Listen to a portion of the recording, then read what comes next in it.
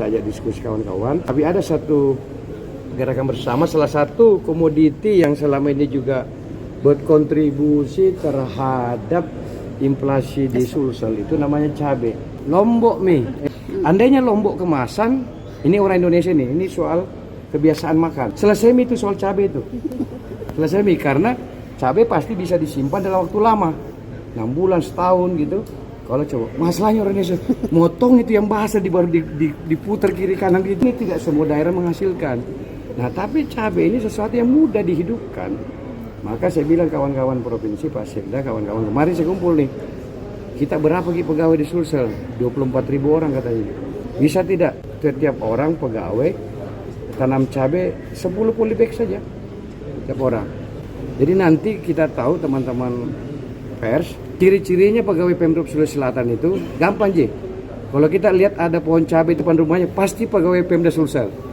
Tapi kalau dia pegawai Pemda Sulsel, tapi di depan rumahnya tidak ada pohon cabai, pasti pegawai Pemda palsu itu.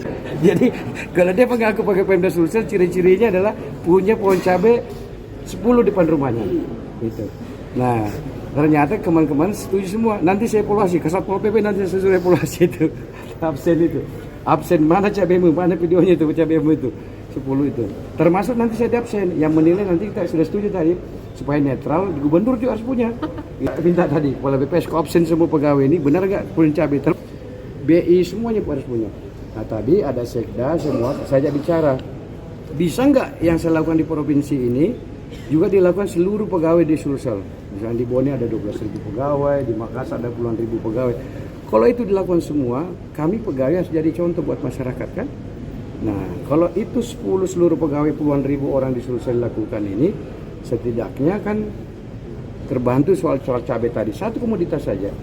Nah, kalau kita tingkatkan ini lagi, kebersamaan kita, setiap rumah termasuk rumah tangga nanti, kita himbau semuanya punya cabai, setiap rumah gitu. Kalau dia mengaku warga Sulsel, di depan rumahnya ada pohon cabai 10 misalnya, setiap rumah tangga gitu. Nah, jadi nanti saya canda sama kawan-kawan, kalau di bandara kita masuk Jakarta, ciri-cirinya orang Sulsel satu aja tuh. Begitu kita scan, oh ini orang ada 10 pohon cabai depan rumahnya. Kalau tidak, oh KTP palsu ini pasti Sulselnya.